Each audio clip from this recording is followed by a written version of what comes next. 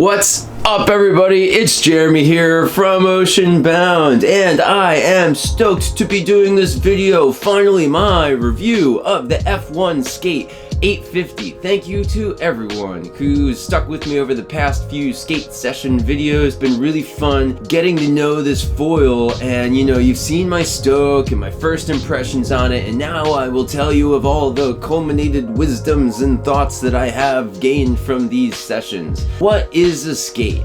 F1 says, get into your flow, feel every turn, and be ready to shred like never before with the skate. Designed for surfing, this foil doesn't just turn, it carves. Bringing control, maneuverability, and pure glide, the skate lets you draw dreamy lines and take your surf to the next level. So their intention is to gear this towards carving and surfing, and that is something that I can dig. So let's talk about the skate's construction and features. The wing shape, right? Its aspect ratio is an 8. Now, I didn't catch on to this at first, but my friend at F1 told me that, you know, the 7Cs has a 7 aspect ratio, or like a 7.5. The skate's aspect ratio is 8, the Eagle aspect ratio is 9, and I think the Phantom's like a 6.5. So I haven't really thought too much about aspect ratio and how that translates to my ride. But when you see F1's lineup kind of spread out like this, and what they say are the key features of each of their wings, you can kind of wrap your brain around how the aspect ratio can impact your ride. And from what I can say, I like the 8s.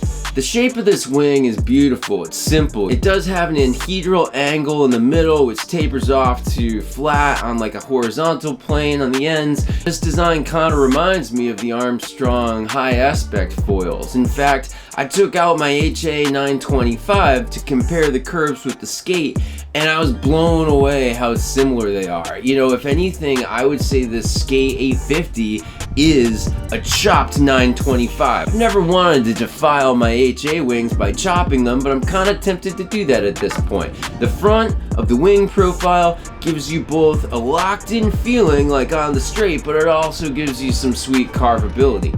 I dig that. I've been riding a lot of flat mid-aspect foils this year, so it's really nice to be back on something with shape again. The F1 system uses what they call a monoblock, which means they're kind of fusing the front foil with the fuse, you know, where it connects with the mast. They do this to increase the stiffness and make the design kind of more streamlined, and they say the fuse is, you know, kind of split to facilitate transport, but I just love the way it locks in together. It's kind of like a tongue and groove. It's solid. I don't see any way for this to kind of get looser with usage. The skates all come with a monoblock tail now, so your options are an extra small with the 160 tail for the 550, 650, and 750. You've got the extra small with the 180 tail for the 850, and then they just go with the double, the extra small with the 200 tail, and that's for the 950 and the 1050. I've heard from at least 2 people that use the 160 with the 180,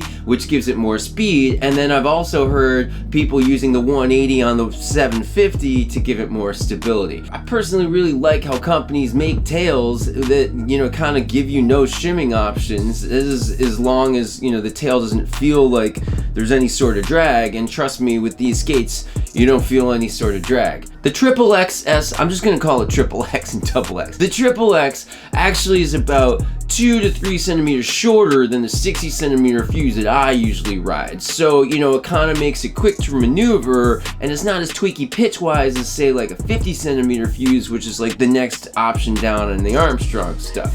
From what I can gather, the lengths between the XXX and the XX monoblocks are 2.5 centimeters. It looks like F1's making fuses that are about 2.5 to 3 centimeters apart from each other. And this little extra smaller difference on the XXX, I can totally feel that, and I like it. I really wish Army would make a 55 centimeter fuse.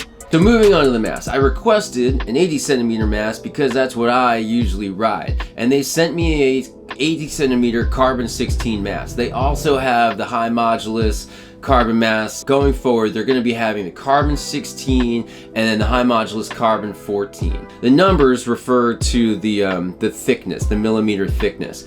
The 16 is your accessibly priced carbon mast. Now, I feel very strongly about having carbon masts. I think for most people, once you go carbon, you're not gonna go back.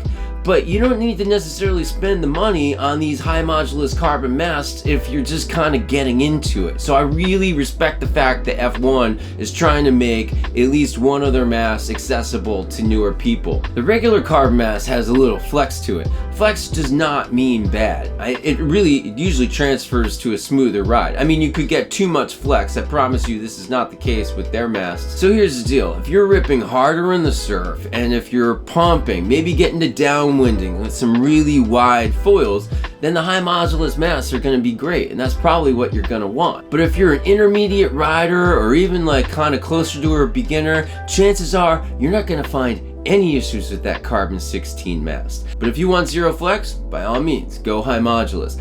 The Titan connection between the fuse and the mast is a kind of sort of long tongue and groove joint connection, and it's got 3 screws. Like the fuse, it seems to make a really tight and secure connection that I think is going to stand up to a lot of wear and tear.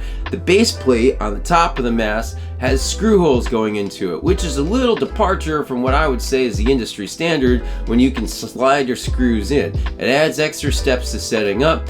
I also noticed there's no sort of like soft material on the top of that mast plate that soften the connection between your mast and your board, so it's kind of carbon directly onto your board. The high modulus masts look the same on their website, but don't quote me on that. Alright, so I think that's all when it comes to construction. Let's kind of just jump into the things that I like. First off, the turning. The skate, it's great at carving. You know, starting with downwind jibes, I could naturally crank a tighter turn and it just feels really nice, smooth, and natural. I was stoked on the first jibe that I took in flat water. You know, my body could kind of feel a difference. And the same with upwind tacks too. Something about the setup feels really nice as you're coming around in the upwind tack. So everything on the flat water was nice and fluid, but once I added some vert to the picture, stuff got rad. I had a 3.5 foot wave session, 4.5 foot wave session, and some overhead kind of gnar wave sessions. It was so fun to do fluid carves on the smaller waves, kind of going up and down the contours of the waves and, you know, going rail to rail. It was awesome. But then I have my big wave sessions and I was doing some longer, kind of more drawn out turns, and it was delicious.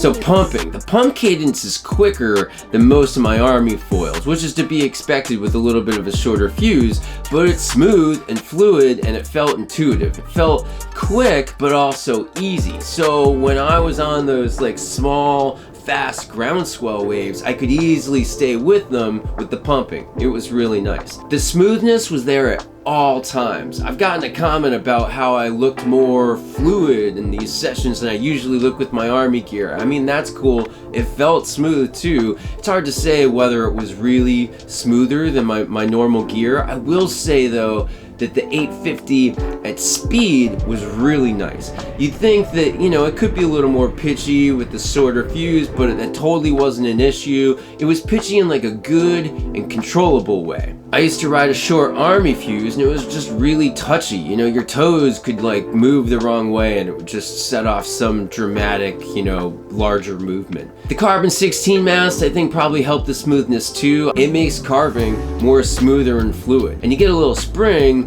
that you can feel when you're going kind of rail to rail. And I kind of feel like the wingtips from this foil on the skate, you know, kind of give it a little springiness too. The wingtips are really thin going out to the ends. The tail is relatively flat with a little anhedral. So there is some skatiness going on, but I never felt like it was wonky even at speed. It was just really stable. The triple XS fuse is short, but it's not super short. So it's like that right amount of length for stability, but short enough to have a positive effect on turning. So I guess that brings us to speed. I got going 29.1 miles per hour down a wave on a big wave day, and it felt fast. I know the footage of that day didn't really do it justice, but those waves were definitely steep for their size, and that skate loved accelerating down them. I also tried drag racing on the flat at my home spot, and I couldn't really get it to reach those speeds,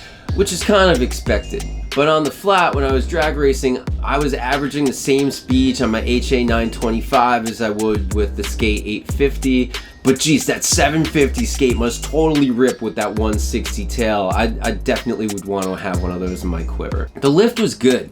I never felt underpowered on it, but you know, I swear it goes up on foil about the same as my 925, kind of quick and gradually, before my MA 1000 does. So kudos to F1 for that, and another reason why this Skate 850 is just a really nice and accessible foil. The glide was good. It was better than my MAs, but the glide combined with the pumping made it easy to stay up and gliding with just a few kind of easy pumps. Breaching, all right, the wingtip breaching is great. Slices through the water like a hot knife through butter. Breaching in the center is a little more volatile. That is, you know, it's kind of exactly like my 925. I breached a bunch on the big wave day, and I kind of figure out why.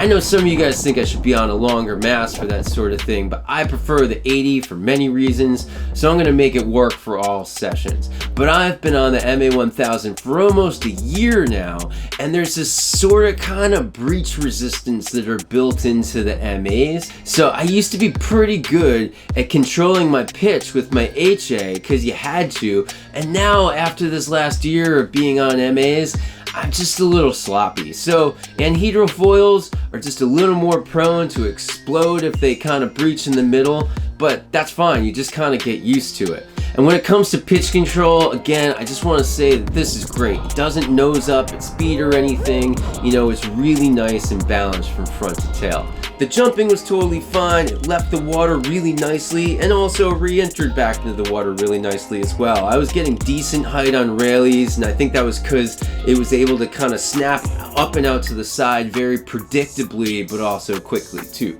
Alright, so cons. There's not much in this bucket, and you can definitely say I'm nitpicking here a little bit. The fact that there's no foam under the mast, that kind of perplexes me. I mean, I guess it's to have the most direct connection between your mast and your board, but there's something about having just a little cushion in there that I feel like adds to the longevity of the surface of your board in regards to like sand and whatnot. The mast connecting and the track hardware, I'm sure there's a reason why they have holes and why they don't slide screws on. I hear you get used to it, but man, it's kind of annoying to get your hardware in the track, then unscrew the screws, line them up one by one to screw them in. Like, it is what it is. A small nitpicky thing, the carbon 16 mast, on my 7 sessions that I had on this whole setup, there was one session where I ventilated a couple times in flat water. I was doing speed runs, some weird angles, in cold temperatures on flat water. I've got another mast to do this as well in the exact same conditions, so I don't think it's that big of a deal, and it was only this one session. It wasn't terrible, and it recovered every time. It didn't buck me off, so that was just my experience. Alright, so final thoughts. How does it compare to my Armstrong stuff? As I already said in a previous video, I think it's worth mentioning that the Skate 850 feels like it's a combination of my high aspect 925, the MA 800, and the MA 1000. And I'm still standing by that comparison, which kind of puts it in a really interesting spot for any of you guys that are curious.